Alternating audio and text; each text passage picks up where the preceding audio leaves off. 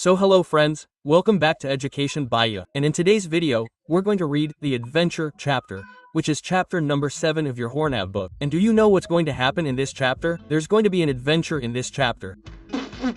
If you didn't find it funny, that's fine. Okay, this chapter was written by Jayant Narlikar. And listen, do me a small favor.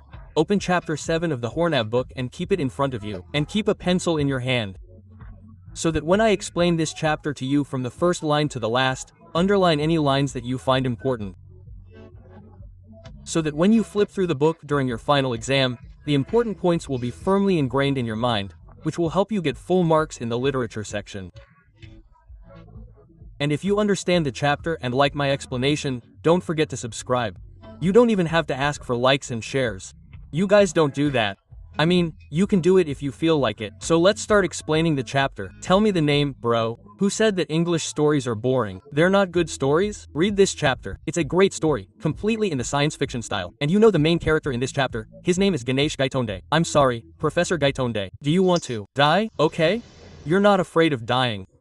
And Professor Gaitonde reaches another world. Basically, he reaches a parallel world. Parallel world doesn't mean it's a completely different world. That world, let's say, is Earth. Okay? So, the parallel world of Earth, that is, the other meaning, will be exactly like this one with basic changes. So, to find out what changes and what happens in this adventure, you'll have to stay until the end of the video. So, let's see what the differences are between our world and that world. So, let's begin the chapter. Brother Gaitonde, where are you? I'm 188 years away. Is it? 188 years away or 188 kilometers? I'm on the moon. It'll take some time to get back to Mumbai. What are you doing there, brother? Things are cooling down here. Hurry up, brother. It'll take some time. How much time, sir? A month. A month. I'm already familiar here. At the beginning of the chapter, Professor Gaitonde is sitting on a train called the Jija Mata Express, going from Pune to Bombay. His train is much faster than the Deccan Queen. He looks out of the train and observes, there aren't as many industries around Pune as there are in this world. The train's first stop was Lonavala, which they reach in just 40 minutes. After that, the Ghats section, which means numerous mountain ranges, comes. And all this they see is quite normal because in their world, this Sindri phenomenon is exactly the same. Meaning, passing through Lonavala on the way from Pune to Bombay, followed by the Ghats section, is all completely normal for them because the same thing happens in their world. After crossing the Ghats section, the train stops at a place called Karjat. After that, when the train starts, it starts moving at an even faster speed, and then, making a train roar, it crosses Kalyan. Gaydon is using his brain 100%. He's racking his brains and planning to go to Bombay, visit the largest library there, and read all the history books. Since Gaitonde himself is a historian, after reading all those history books, he'll understand the differences between this world and ours, and how this world has reached this state. After reading the books, he'll return to Pune, where he'll have a detailed conversation with Rajendra Deshpande, who can help him better understand this world. Gaitonde assumes that just as there's a man named Rajendra Deshpande in his world, there must be a man named Rajendra Deshpande in this world, who might also be his friend in his own world, the main world. After that, he steps out of his assumption and returns to the present, where he's on the train. And then he explains that their train, after crossing a long tunnel, stops at a small station called Sarhad. And there, an Anglo-Indian, meaning a British Indian in uniform, comes onto the train, checking train permits. You might be wondering why he's checking permits. If you were a train ticket checker, he'd be checking tickets. What is a permit? Let me explain. So, what happens at that moment is that a man named Khan Sahib is sitting next to Gaitonde. He tells Gaitonde, it seems you're going to Bombay for the first time. This is the place where the British Raj began. Meaning, that small station called Sarhad is where the British Raj began. Quote, to which Gaitonde replies, yes, because it was factually correct, because he was going to Bombay for the first time. Now, you might be wondering, that's all fine and well, but what's Gaitonde's real name? Is Ganesh Gaitonde really his full name? No. His full name is Gangadhar Pant. After that, they exchange a few words. Gaitonde asks Khan Sahib, how will you get to Peshawar? Khan Sahib reacts normally, saying, this train will go to Victoria Terminus. From there, he'll board a new train, the Frontier Mail, which will take him from Bombay to Delhi. From there, he'll go to Lahore, and from there, he'll reach Peshawar. Quote, he says, yes, it's a long journey, but he'll reach Peshawar by the day after tomorrow. Khan Sahib then explains a lot about his business, and because Gaitonde is a very good listener, he sits quietly and listens. And look, even Gaitonji wanted to enjoy the flavor of life in India, the world's India. And somewhere, he senses that life in this world is somehow different. But gradually, his train crosses the rail traffic and begins moving towards the city. I mean, it begins to arrive. The blue carriages of that train have the words GBMR written on them, which Khan Sahib explains to him, which stands for Greater Bombay Metropolitan Railway, and says, look, there's a Union Jack painted on every carriage. This means this is a British territory. The Union Jack is the national flag of the UK. Quote, is that a problem, right? I mean, Bombay in this world is a British territory. I mean, it's acquired by the British. Then we learn that after crossing Dadar, the train gradually slows down as it approaches its destination.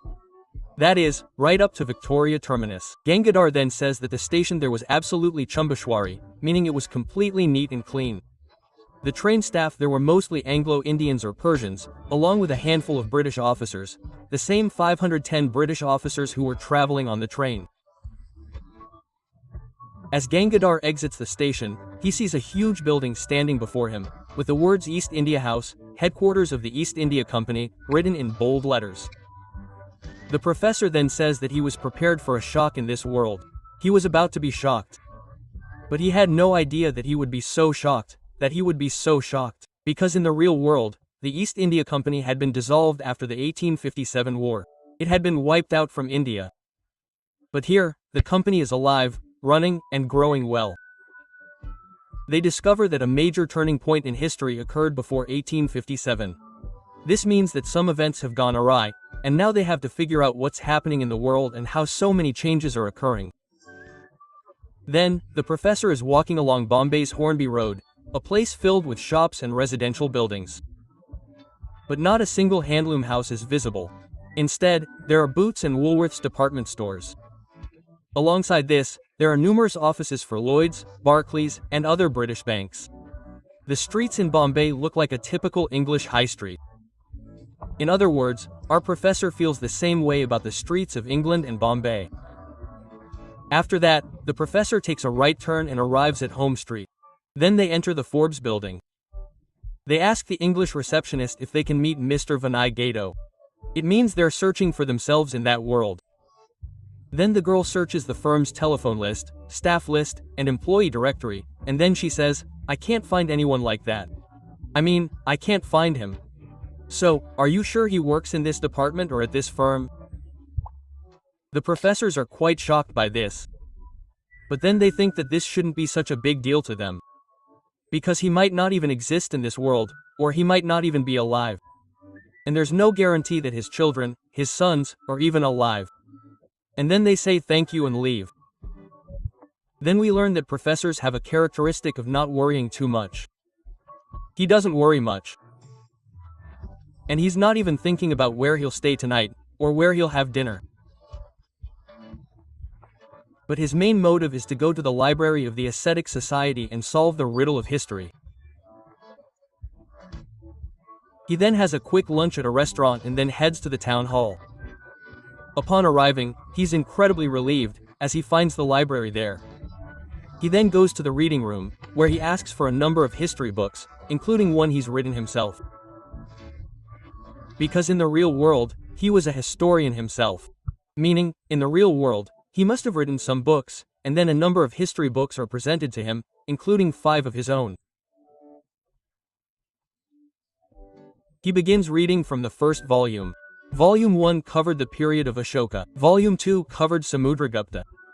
Volume 3 covered Muhammad Ghori, and Volume 4 covered the death of Aurangzeb. After reading this far, they realize that everything is exactly the same as what happened in their world. Volumes 1, 2, 3, and 4 are all the same. But Volume 5 is completely different, and after reading it, they understand where the actual turning point in history occurred. In it, they learn that the Marathas won resoundingly, and Abdali was driven out of India. Abdali's army fled towards Kabul. The leader of that Maratha army was Sadashiv Rao Bau. He also had a nephew named Vishwas Rao. But the professors here say that there wasn't much detail about this war.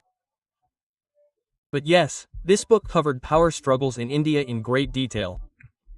He then proceeds to read the book in detail. Here, mark the meaning of blow back blow account. I've just explained it to you. That's why I was telling you to grab your pencils. This chapter is packed with facts. Then the professor says that the style in which this book is written is completely his own style of writing.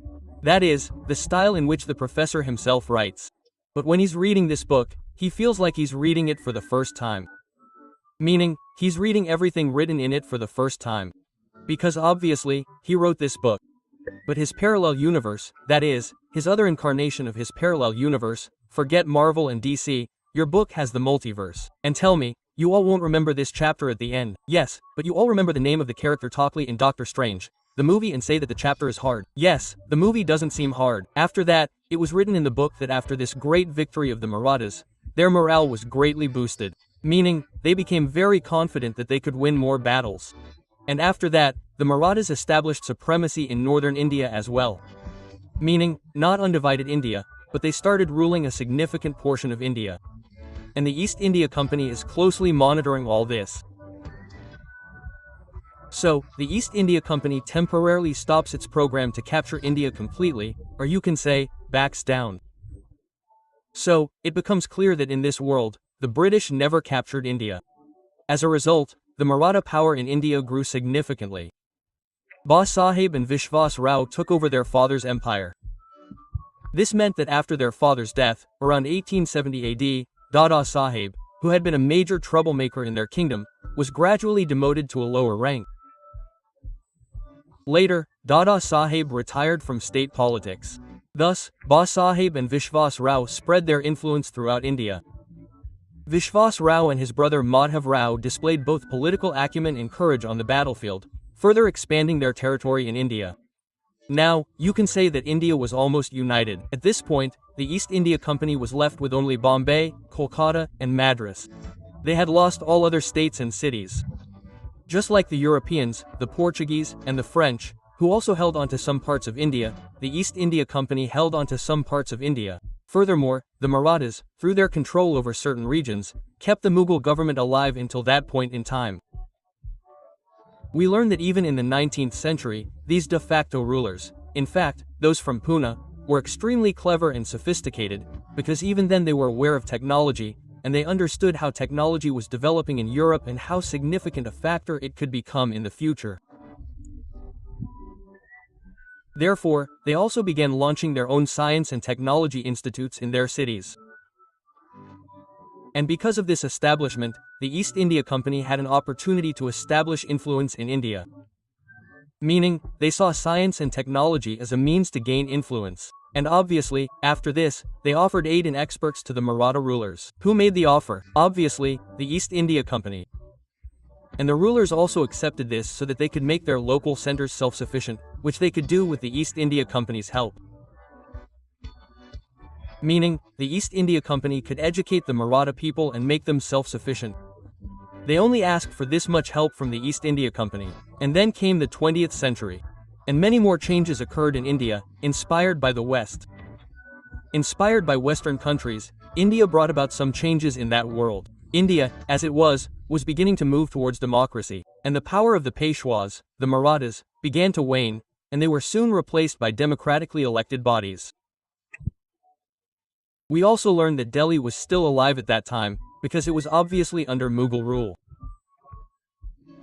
But they had no actual power in their Delhi Sultanate. They merely stamped the central government's IV orders and were kings in name only, or you could say emperors in name only.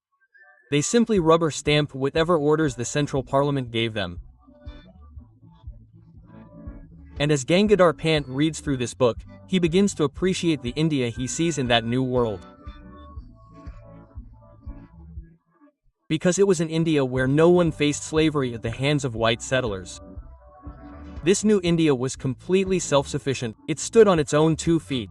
Science and technology were at a good level in this India, and India's self-respect was highly respected throughout the world. This new world India kept the British only to increase its strength and, for some commercial reasons, was using them for its own benefit. I mean, you wouldn't call it use, because they didn't use the British, but they were allowed to stay. And that's why the British have been living in Bombay ever since. And Bombay is the only outpost in the entire subcontinent. And don't worry, this India also didn't sell Bombay, but leased it to the British. That too for a period of time, which was going to expire in 2001. And do you know which treaty this was according to? The Treaty of 1908. Meaning, in that world, a treaty was signed in 1988, granting them a temporary lease on Bombay, or rather, staying in Bombay until approximately 2001. After reading all this, Gangadhar Pant couldn't help but compare. He repeatedly compared his own country to the country in this new world. But at the same time, he was also wondering if his investigation wasn't completely complete. Yes, he knew the history, but why did the Marathas win the battle? How did they win? Because in our world, the Marathas had lost that battle. So, to learn more about this battle, he picked up and read various books. Finally, he found a book that might provide some clues. And that book was called Bao Saheb Anchi Bakar. And look, I won't be able to speak it perfectly because I'm obviously not Marathi. And I don't know the accent or tone. So, that's why I was saying, sit down with a pencil and memorize the spelling. But then our professor says he can't rely too much on this Bakar book. Because this book exists in their world too. And because this Bakar book is made for entertainment purposes, many facts are changed. Or maybe you're thinking it's a little extra to make it entertaining. It's just a cliché. It's the same case. When you watch some movies, they say they're based on a true incident. I mean, it's based on something. It's not 100% true. Just take it for granted. There wasn't really a ghost standing there like that. There wasn't, brother. That's why they don't rely so much on Bakar as historical evidence. But still, the Bakar book was the only book he could find that would have given him at least some insight into history. Meaning, how the Marathas won that battle. Then, he found 3 lines in that book that revealed how close Vishwas Rao was to death. It stated that Vishwas Rao rode his horse toward Milli, where elite troops were fighting, a vast array of soldiers. Once there, he attacked them all. And that day, God showed him immense mercy. A bullet just passed by his ears. And if there had been even a slight difference that day, he would have been dead, he would have died, he would have died, he would have died. He would have died. You understand the meaning correctly, right? By the way, a slight difference means siege. You understand? Even a tiny bit of sand makes a difference. No, sand, it's too small. Search for it in the sea. It's a small, white-colored thing that's used in food. Now, here we learn that the professor was reading book after book after book. One thing to keep in mind, whether you call him Professor, Gangadhar Pant, or Gaitonde, they're all the same person. Only Ganesh Gaitonde is different, okay? Then the librarian comes in and politely reminds him. In other words, he reminds the professor that it's already 8 p.m. and it's probably time to close the library. Then Gangadhar Pant comes out of his thoughts. He's completely lost in his reading.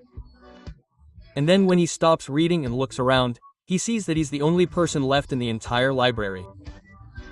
So, before leaving, the professor requests the librarian, please don't put these books back in order. Leave them on the table so he can read them again the next day, and he doesn't have to wait too long to find them again, so he can come and start reading straight away. Quote. The professor then asks the librarian what time the library opens. The librarian tells him it opens every day at 8 a.m., and the librarian smiles, seeing a real researcher sitting in front of him after a long time, someone who actually loves to study history and read books. Then, as the professor leaves, he accidentally puts some notes in his right pocket, and also puts a book called Bakar in his right pocket, accidentally, not intentionally. And obviously, this entire chapter isn't going to be completed in one video, you know that too. So, what happens to the professor when he wakes up the next morning, and what adventures await him the next day? And the most interesting part of this chapter, you'll see in the next part. So please share the video and like it if you like it. If you're new, subscribe. I'll see you guys in the next video. Until then, bye bye.